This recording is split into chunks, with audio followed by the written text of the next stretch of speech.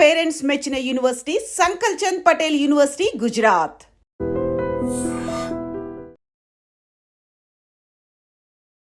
నాగబాబు గారు రికమెండ్ చేయడం వల్లనే మళ్ళీ రెండో అవకాశం వచ్చింది. సరే. ఆయన వల్ల టాప్ 14 వరకు వెళ్ళారు. ఆయన రికమెండేషన్ ఉంది అనేసి అన్నారు. దానికి క్లారిటీ ఇవ్వాలని ఎప్పుడైనా అనుకున్నారా? నాగబాబు గారు ఇది బిగ్ బాస్. నాగబాబు గారు మెగా ఫ్యామిలీ సినిమాలు, చిరంజీవి గారి సినిమాలు.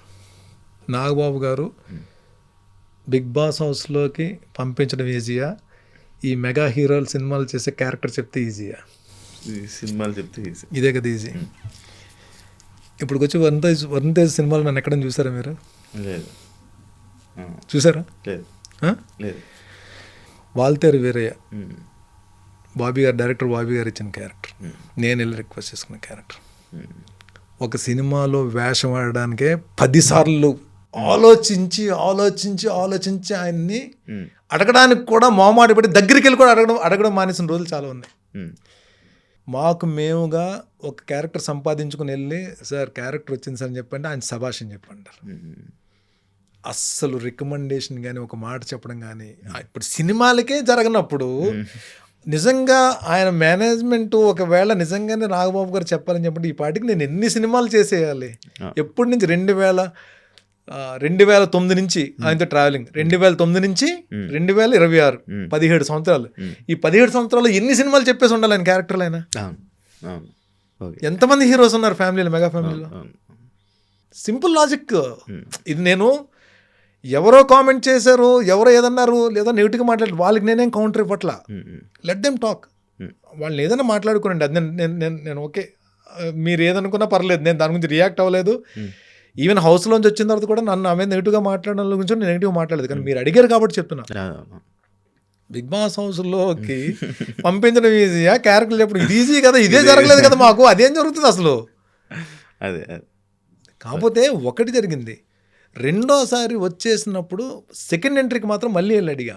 సెకండ్ ఎంట్రీ సార్ ఇప్పుడు వెళ్ళడం అవసరమా, వచ్చేసాను కదా, సెకండ్ ఎంట్రీ మళ్ళీ వెళ్ళడం అవసరమా అని చెప్పంటే అప్పుడు ఆయన అన్నమాట చెప్తున్నా, ఇది కూడా ఈ 6 వారాల్లో నీకు ఒక ఫ్యాన్ బేస్ వచ్చేసింది, నీకు లోపల ఉన్న నీ క్యారెక్టర్ కానీ ఒకటి అనుకున్నారు వాళ్ళు, నువ్వు వేరే రకంగా ఉన్నావు. ఈ ఫ్యాన్ బేస్ అందరూ కొంత హోప్స్ పెట్టుకున్నారు, వాళ్ళ కోసమైనా నువ్వు వెళ్ళాలి భరణి అని చెప్పి అన్నారు. You have to go for them, well. ఆయన ఎప్పటికండి మేము ఒక సినిమాలో వేషం చెప్పాలని చెప్పడానికి మాకు నోరు రాదు, అడగడానికి మాకు నోరు రాదు ఆయన దగ్గర. వీఆర్ డిఫరెంట్ అండి, మా రిలేషను, మా అనుబంధం. ఆయన నాకు ఒక్కటే హ్యాపీయెస్ట్ పార్ట్ ఏంటంటే, ఆ స్టేజ్ మీదకి వచ్చినప్పుడు ఆయన ఎక్కడి నుంచో ట్రావెల్ చేసి వచ్చారు, అదర్ కంట్రీ నుంచి వెళ్ళి ఆ జెట్ లాక్లో ఉండి నీరసంగా ఉండి నిద్ర లేదు. ఒక మెయిన్ పర్సన్ పార్టీలో, ఒక మెయిన్ పర్సన్కి సంబంధించిన వాళ్ళ ఇంట్లోకి సంబంధించిన మ్యారేజ్కి అటెండ్ అవ్వాలి, అది కూడా వదిలేసి, ఆ వీక్నెస్ కూడా వదిలేసి, ఫ్యామిలీ వీక్ గురించి నా గురించి మా మదర్ని తీసుకుని స్టేజ్ మీదకి వచ్చి, అలాంటి ఒక నేషనల్ టెలివిజన్లో ఇంతమందికి తెలిసేలా భరణి నా తమ్ముడు, నా ఆత్మీయుడు అని చెప్పన్నారు. చాలు, ఆ మాట చాలు. జనాలు ఎవరేమనుకుంటే, ఎవరేం మాట్లాడుకుంటే నాకు ఎందుకండి, the brother from another mother, ఒక దేవుడిచ్చిన ఒక అద్భుతమైన బహుమతి ఆయన మాకు, నాకే కాదు, ఆయన చుట్టుపక్కల ఒక 5-6 ఉన్నాం, మా అందరికీ కూడా ఒక విలువైన దేవుడిచ్చిన గిఫ్ట్ ఆయన మాకు. ఎందుకంటే ఆయన వలన మాకు కెరీర్లో ఏం జరిగిందో మాకు తెలియదు, కానీ మా జీవితాల్లో మా అందరికి మంచిగా జరిగింది. హెల్త్ పరంగా కానీ, మా ఫ్యామిలీస్ పరంగా కానీ, మా ఆలోచన విధానంలో కానీ ప్రతిదీ కూడా చాలా మంచి మార్కులు వచ్చాయి మా అందరికీ కూడా. నాతో పాటు 4-5 వాళ్ళందరూ కూడా మంచి మార్కులు వచ్చాయి. Is a gem of a man అండి. ఏ టాపిక్ ఇచ్చినా, ఏది ఇచ్చినా సరే మాట్లాడగలరు. బుక్లా డిప్యూటీ సీఎం గారి లాగా, ఆయన లీడర్ గారి లాగా ఈయన కూడా బుక్స్ ఎక్కువ చదువుతారు. ప్రతి నాలెడ్జ్, మంచి ఏదో చెడు ఏదో తెలుసు. అందుకనే ఇప్పుడు మీకు ఎందుకు చెప్పాను, నేను ఎందుకు చెప్తున్నాను మా వాళ్ళకి, ఏమైనా నెగిటివ్ కామెంట్స్ వచ్చినా సరే మీరు జస్ట్ కౌంటర్లు ఇవ్వకండి, జస్ట్ వదిలేయండి, దానికి మళ్ళీ మీరు కౌంటర్లు ఇవ్వకండి. ఇది ఎక్కడి నుంచి, ఇలాంటి ఆలోచనలు ఎక్కడి నుంచి వస్తాయి? మీరు ఒకటే, మీకు మందు అలవాటు లేదు, 5 మందు అలవాటు ఉన్న ఫ్రెండ్స్తో పాటు మీరు తిరిగారు అనుకోండి, మీరు 6వ వ్యక్తి అవుతారు. 5 ప్యాక్ ఆడే బ్యాచ్ మీరు తిరిగారు అనుకోండి, మీరు 6వ వ్యక్తి అవుతారు, ప్యాక్ ఆడే బ్యాచ్ అవుతారు. 5 టెన్షన్ పార్టీతో మీరు తిరిగారు అనుకోండి, 6వ వ్యక్తి అవుతారు, మీరు టెన్షన్ పార్టీ అవుతారు. 5 ఫిజికల్ ఫిట్నెస్ వాళ్ళతో మీరు తిరిగారు అనుకోండి, ఆటోమేటిక్గా మీరు కూడా జిమ్కి వెళ్ళి ఫిజికల్ ఫిట్నెస్ సంపాదించాలని ఆలోచన వస్తుంది. 5 మంచి వ్యక్తిత్వం ఉన్న మనుషులతో పాటు మీరు తిరుగుతున్నారు అనుకోండి, మీకు కూడా వ్యక్తిత్వం డెవలప్ అవుతుంది. This what happens. Your friends, me friends ఎవరో చెప్తే మీరేంటో నేను చెప్తా. సింపుల్. అంటారా ఇప్పుడు నేను ఇప్పుడు కూడా నేను బయటకు వచ్చిన అన్న వాళ్ళు బయటకు వచ్చిన తర్వాత ఇంటర్వ్యూలు ఇలా అన్నారన్న అంటే ఏమైంది ఇప్పుడు? ఇప్పుడు వాళ్ళకి నాకు హౌస్ లేని గొడవలు అయ్యాయా? ఏం డిస్కషన్ లేవన్నా? లేవు కదన్నా, మరి మనతో గొడవ అవ్వకుండా కూడా ఎందుకు వచ్చి మాట్లాడారన్నా అంటే, అబ్బాయి అది నా మీద కోపం కాదు, వేరే వాళ్ళని సపోర్ట్ చేసే ప్రాసెస్లో కంపల్సరీ నన్ను నా గురించి మాట్లాడాలి. అది మనల్ని ఏదో తొక్కేద్దాం, మనల్ని కొట్టేద్దాం అని కాదు, వేరే వాళ్ళని సపోర్ట్ చేస్తున్నారు కాబట్టి ఆ టైంలో ఎవరు అవతల వైపు అపోనెంట్ అని చెప్పి వాళ్ళు ఫీల్ అవుతున్నారు, వాళ్ళు కొంచెం బ్యాడ్గా మాట్లాడతారు. మాట్లాడి దట్స్ నాట్, దాన్ని మీరు తీసేసుకోక నేను బాధపడాలి కదా, మీరు ఎందుకు మీరు కూల్గా ఉండండి. This what I said. మా వాళ్ళతో ఏం చెప్పాను నేను, మా కజిన్స్ ఇద్దరితో అదే చెప్పాను. అన్న వాళ్ళు ఇలా మాట్లాడారన్న, మాట్లాడినే ఉంటారు. ఇప్పుడు ఏమైపోయింది, హౌస్లో వాళ్ళకి నాకేమైనా గొడవ అవ్వడం చూసారా అని చెప్పాను. లేదన్నా, మరి గొడవలు అన్నప్పుడు ఎందుకు మాట్లాడాలంటే మనమే కోపం కాదు, మనమే శత్రుత్వం కాదు, వాళ్ళకి మనకు ముఖ పరిచయం లేదు, బయటకు వచ్చి మన గురించి అలా మాట్లాడుతున్నారంటే అది మన మీద కోపం అని కాదు, వేరే వాళ్ళకి సపోర్ట్ చేస్తున్నారు కాబట్టి మన మీద అలా మాట్లాడారు. ఇలా ఆలోచిస్తే మీకు ఎప్పుడు కోపం రాదురా బాబు, వదిలేయండి రా బాబు అని చెప్పాను. అన్న మరి రేపు వాళ్ళు కనబడితే వాళ్ళు మాట్లాడదాం. మనం వెళ్ళి నా గురించి ఆ రోజు మీరు ఇంటర్వ్యూలో అలా మాట్లాడారండి, నాకు చాలా బాధగా ఉంది, చాలా అద్భుతంగా మాట్లాడింది, ఎంత ఎమోషన్స్ ఏమి ఉండవు కదా. ఒకవేళ మనం వెళ్ళినప్పుడు వాళ్ళు నవ్వి మంచిగా మాట్లాడారనుకో, రెస్పెక్ట్గా మాట్లాడదాం. ఒకవేళ మాట్లాడదనుకో కామ్గా ఉందాం. దట్స్ ఇట్ కదా. అదే మనిషి అవసరం అన్నది ఎప్పుడు ఏ రకంగా అవసరం ఏర్పడుతుంది తెలియదు. నేను చెప్పను, నేను హౌస్లోంచి 2-3 బయటకు వచ్చిన తర్వాత నా హెల్ప్ అవసరమైంది.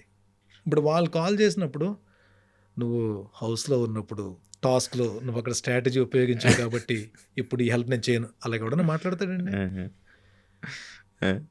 రాత్రి 11:30 ఫోన్ వచ్చినప్పుడు ఎవరైనా ఈ హెల్ప్ కావాలన్నప్పుడు ఇమ్మీడియట్గా మన వల్ల అవుతుందంటే ఇమ్మీడియట్ రియాక్ట్ అవుతాం కదా. That's what happen. అదే నేను అన్నా, we are not artist, we are not contestants. ముందు మనం ఏంటి, మనిషి కాబట్టి మనిషిగానే ప్రవర్తిస్తాం. బయటకు వచ్చిన తర్వాత అందరూ హ్యాపీగా ఉన్నాం. ఇమాన్యుల్ రెగ్యులర్ కాల్ చేస్తాడు. సుమన్ శెట్టి అంటే కొడతాడు. నేను కాల్ చేయకపోతే కోపడతాడు, అలుగుతాడు. సుమన్ శెట్టి అంటే ఇప్పుడు నాకు వీక్నెస్, నాకు లేదు నిజంగానే. ముందు కనబడినామంటే ఇలా పట్టుకుని ఇలా చూస్తాడు, ఇలాగా ఇక్కడ ఉంటాను కదా ఇలా చూస్తాడు, ఏంటి తమాషాలుగా ఉందా నాకు కాల్ చేయలేదండి. రాత్రి 12:30 కాల్ చేస్తాడు. ఒకవేళ నిజంగా అలిసిపోయి పడుకునిపోయి కాలుతున్నాను అనుకోండి, మిస్డ్ కాల్ చూసి ఫోన్ మిస్డ్ కాల్ చూస్తాను కదా, పొద్దున్న లేచి జిమ్కి వెళ్ళే ముందు టైం తర్వాత కాల్ చేస్తాను. అంతేలే అన్న, మా కాల్స్ ఎందుకు పిక్ చేస్తావు, మేమంటే మాకు బర్ణన్ కావాలి కాబట్టి ఇలా ఉంటుంది. Emotional blackmailing. Such a sweet hearts. అందరూ 22 మంది బంగారాలండి, అందరు మంచోళ్ళు, ఎవరి కెరీర్ ప్లానింగ్స్ వాళ్ళకి ఉన్నాయి. కానీ అక్కడ హౌస్లో ఏంటంటే ఇంకా తప్పదు, ఇంకా ఒకరినొకరు ఓడించుకుని వెళ్ళాలి కాబట్టి అది గేమే అలాంటి రియాలిటీ షో కాబట్టి ఒక చిన్న మనస్పర్ధలు ఉన్నా సరే ఎండ్ ఆఫ్ ద డే బయటకు వచ్చిన తర్వాత, నేను ఈరోజు చెప్తున్నా, మా కజిన్స్ ఇక్కడ 2 ఉన్నారు, అడగండి. మా కజిన్స్ 2 ఇక్కడ ఉన్నారు, అడగండి.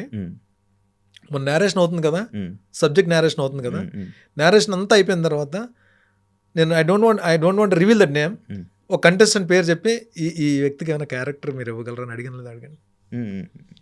ఓకే, ఈ వ్యక్తికి ఏదైనా క్యారెక్టర్ ఉంటే సెట్ చేయండి.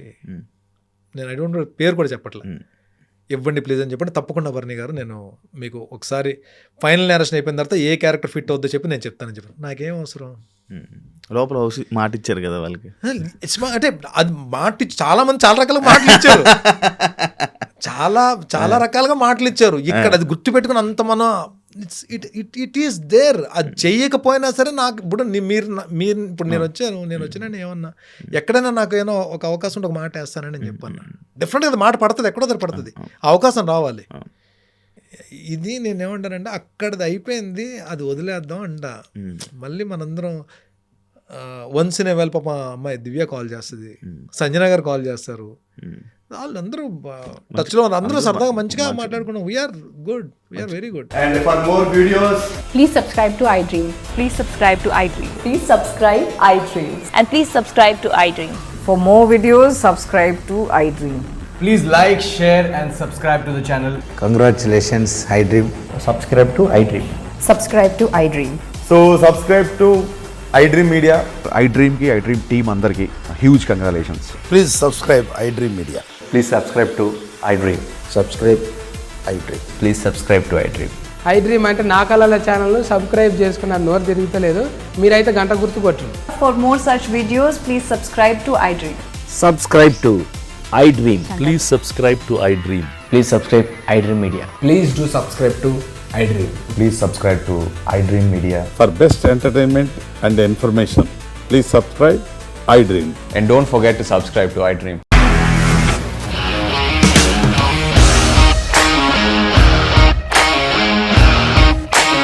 ఇండస్ట్రీలో కమిట్మెంట్ ఇష్యూస్ వస్తే నీకు కూడా వచ్చినట్టు మార్నింగ్ తీసుకెళ్ళారంటే కొట్టి పడేస్తారు.